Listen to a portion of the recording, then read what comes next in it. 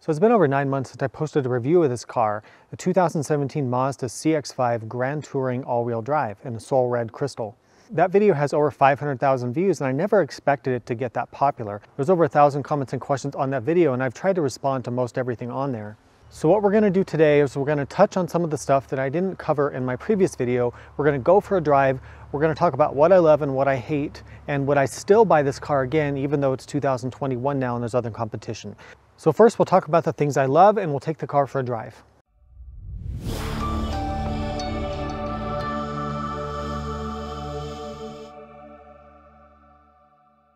So on the list of things I love, the first really has to be the styling. Not just the exterior styling, but also the interior styling and details as well. Even though this car is now 4 years old and there's other newer competition on the road, I still think that Mazda's design for this CX-5 is one of the best looking SUVs on the road today, even if you look at some of the luxury brands. I know that the front end styling has been a little bit controversial, but I really like it. I've always liked it, but to each his own on that. This car in this color, the Soul Red Crystal, is really beautiful, and it changes colors in the sun and the shade, and it's really a wonderful color. A little bit high maintenance. You gotta watch the scratches in the dirt, and we'll talk about that later when I talk about the things that I don't like. Talking about the interior, so the interior still feels very upscale. Even though I've been in fancier cars, more expensive SUVs, I get in this car and I don't really feel like I'm in, a regular brand. I feel like I'm in more of a luxury brand. So I think Mazda did a great job coming in at this price point and still giving you a luxurious interior that's trimmed really well. The fit and finish is astonishingly good at this price point.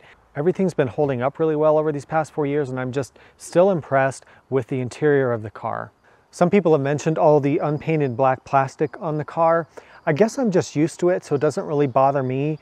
I think maybe the reason they do that is so when you have rocks and stuff coming up that it hits the plastic instead of the paint. I'm not really sure. Some people hate this unfinished black plastic, but it's okay with me. The other thing I love about this car is it's been dead solid reliable. We've never had to go back to the dealer. It hasn't had a single recall or any sort of issues at all with general maintenance or things going wrong. It's been flawless, and based on what I know about this Skyactiv 2.5-liter engine and this Skyactiv 6-speed transmission, I think it'll be a very, very reliable car if we decide to keep this in the long run. We have toyed around with the idea of going to an electric car, but there's so many new electric vehicles coming out right now that we're kind of waiting to see in the next few years what our options are, because I don't like being limited to just a few options. The last hugely positive point that I want to talk about that I love about this car is how it drives, the engagement and the feeling of driving it. So to cover this, let's go out on a drive. Okay, we're going to set off in the Mazda CX-5 on one of my favorite driving roads, and I'm going to show you what driving Mazda is all about. So even though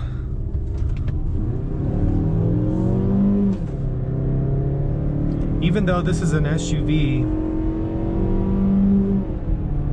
it drives far better than you think it would. So what do I mean when I say it drives really well? Well, it's not a sports car, it's not a Miata, obviously, but for an SUV at this price point, the body is extremely well controlled through corners. It goes over bumps firmly, but it doesn't crash through the cabin. It's well controlled, kind of like driving a BMW. If you've driven BMWs, it kind of reminds me of that. The steering has feel and feedback, and it communicates what the road is doing. It allows you to drive faster because you have confidence in what's happening.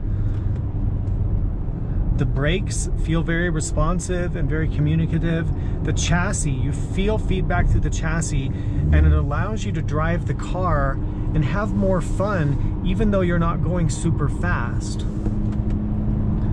So on a road like this, I can still have an entertaining drive. Sure, it's not a Miata, it's not anything like that. The transmission downshifts really well, has no problem dealing with throttle input. Overall, you can drive this car so much more aggressively than you would think. So I've lived up on this mountain for a long time, and I've driven a lot of cars on this hill, sports cars, SUVs, trucks, everything. And so we used to have a RAV4 before this, and I could never drive the RAV4 like this. But again, it's not about ultimate speed, but it's about the engagement of driving. I mean, I can cut the apexes, I can really slice up this mountain. It's just so much fun to do this. Now, how this applies to you as a person who may not drive in mountain roads and may not drive like this, what it means is that the car feels quicker than it is and more engaging than its competition. So if you drive something like a CR-V or a RAV4 or a Hyundai or any of those are great cars. But do they have the feedback and the communication and the responsiveness and just the overall feeling of driving that this does? No. You can explore the limits in this car almost like you would more like a sports sedan or a sports car because of the way it communicates. And see how that transmission grabs gears right away when I want to. There's no hesitation. You don't have to deal with a crappy CVT.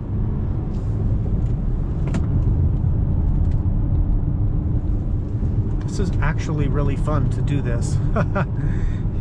This is actually really fun. Like, I feel like I'm actually really driving and not just along for the ride. Come on. You see, the engine has a nice note. It's not like coarse or anything. It sounds good. You know, it's not like a V8 or something, but for a 4-cylinder it sounds pleasing, and it's, you know, it's fun to rev this thing out. The car has good grip and just great control through the corner, and I can feel what the front tires are doing.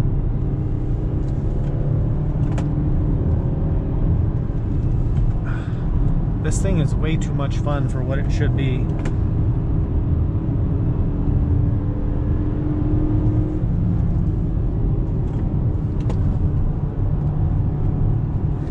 Forgot I probably should put the transmission in sport mode, although the way I'm driving it pretty much is sticking to the lower gears anyway. Ah, there's the sun.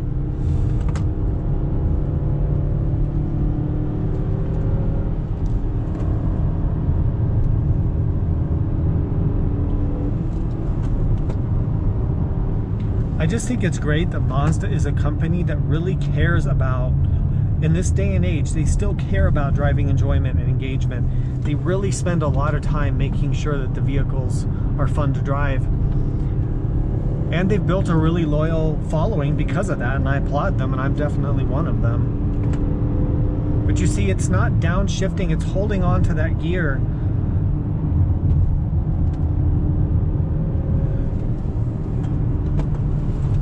This is just way more fun than you should be having in a family SUV.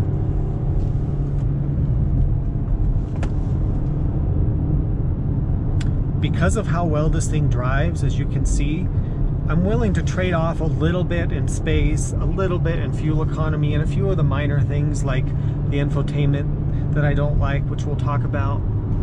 But I just really like driving this thing.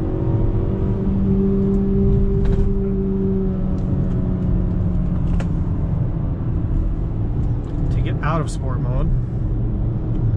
It's very aggressive holding the gears on the sport mode.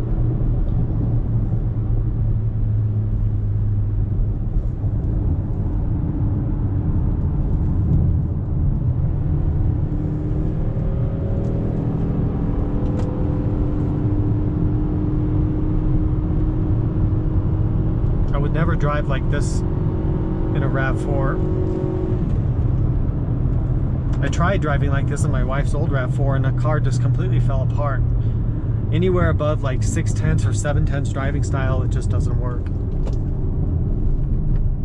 This car makes the most of its 180 some horsepower, and the torque is a nice linear delivery of the torque. It's not fast, but the car feels quick enough.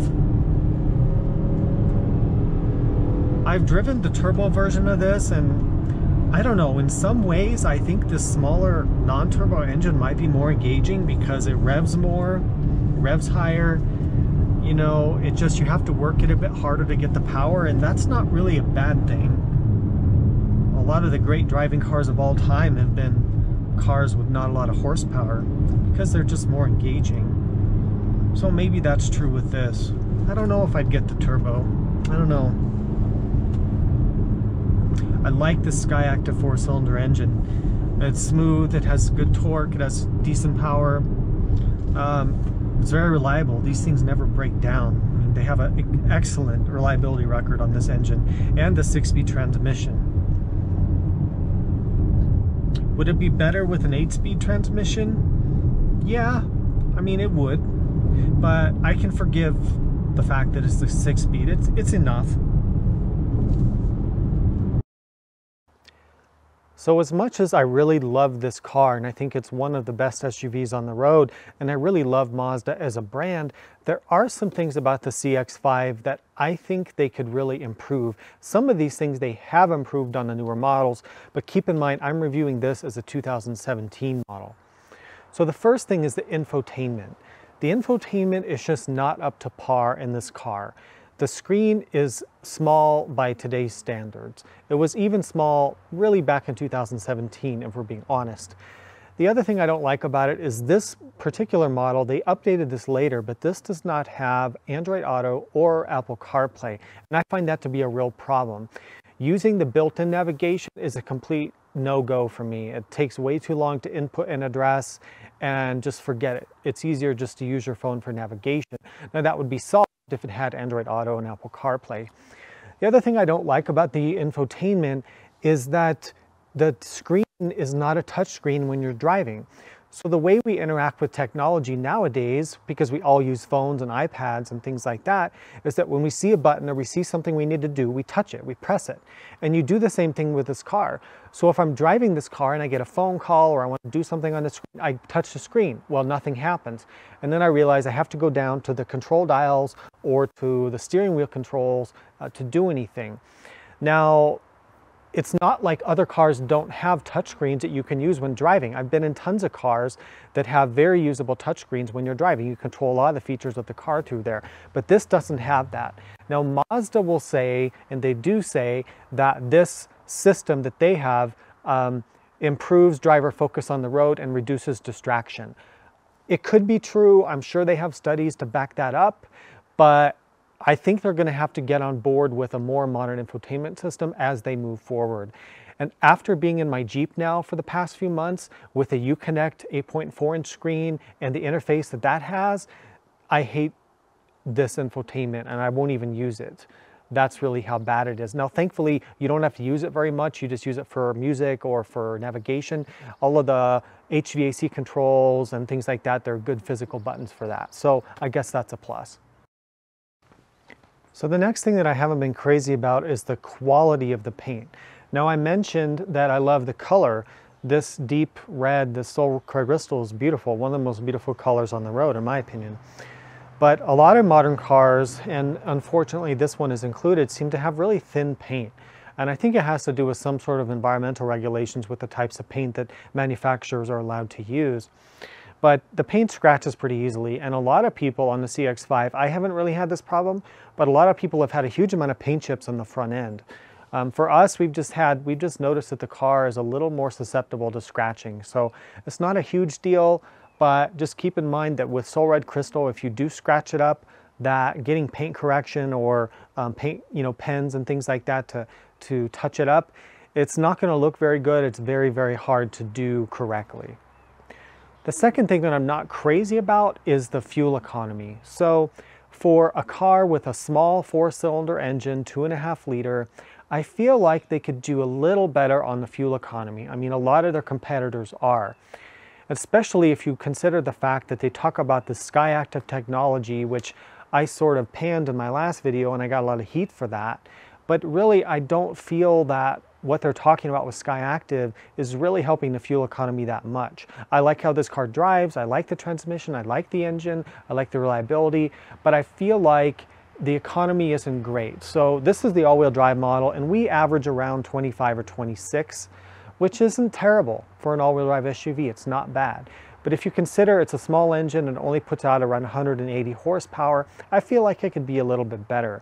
And when you look at things like the Honda CR-V, the RAV4 and some of its competitors, they're just a bit higher. I would still buy this, however, over those because I like everything else so much better about this car versus those other competitors. Now this is the thing that I mentioned in the last video, which is the blind spot warning system. So I like blind spot warning, I like having it on all of our cars, But this one on this Mazda is so sensitive that even when there's a car like, I don't know, hundreds of feet back in the other lane and you turn your signal on to change lanes, it beeps at you and beeps at you. And it really drives me nuts because you just can't drive normally without the system going off. So I'm at the point of almost wanting to turn the system off, but my wife loves it and she thinks it's fine for her. So there's perfect example right there that this is going to be different for everybody. But for me, I don't like the blind spot warning system in this car. I feel like it's tuned wrong.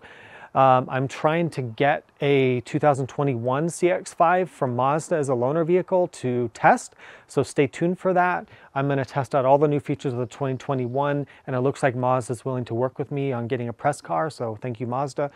So stay tuned for more updates on that. The final thing that I wish was a little bit better was just a little bit more power. Now, yes, I know they have the turbo engine, which was not available when I bought this car. It came out later. Would I get the turbo? I'm not sure. Honestly, I've driven the turbo in some of Mazda's other products, the same engine, and I'm not crazy about it. I feel like it doesn't rev that high. I feel like it has a lot of torque down low, and it's a good engine, probably a good engine for an SUV. But there's some sense of driving engagement that I like about the smaller engine with a non-turbo. So I'm not sure. Plus, I think in the long run, not having turbo is a good thing for ultimate long-term reliability. But I just wish that they had just a little bit more power out of it, maybe somewhere like 200 horsepower. And the reason is, the only time I find the power lacking is when, let's say we're on a 2-lane highway and we need to pass like a semi-truck or something, like on a country road, right? And so you pull out to pass. I just wish it had better passing power. It accelerates fine around town and normally, but yeah, sometimes I just wish it had a little bit more punch to get around a slow-moving truck or something when you're using like a 2-lane highway. So take it for what it is. Some people will find this perfectly adequate. It is adequate, to be honest, but could be a little bit more, you know?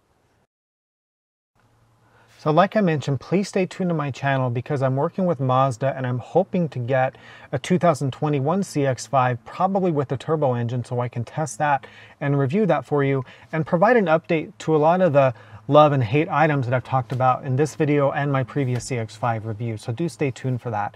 I'm also trying to get a new Miata for review, and hopefully I'll be starting to review more cars and trucks on this channel going forward, just like I'm doing with motorcycles. I sincerely hope this review has been useful as an update to my previous CX-5 video. If you have comments, if you have questions, please put that down below. I do read and respond to every comment on my channel, even though sometimes there's thousands of them. So thank you all for watching. Thank you for your support, and we'll see you next time.